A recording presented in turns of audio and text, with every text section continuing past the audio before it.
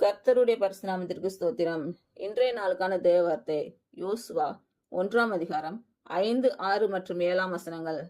நீ உயிரோடு இருக்கும் நாளெல்லாம் ஒருவனும் உனக்கு முன்பாக எதிர்த்து நிற்பதில்லை. நான் மோசையோடு இருந்தது போல உன்னோடும் இருப்பேன். நான் உன்னை விட்டு விலகுவதும் இல்லை, உன்னை கைவிடுவதும் இல்லை. பலங்கொண்டு திடமனதாயிரு.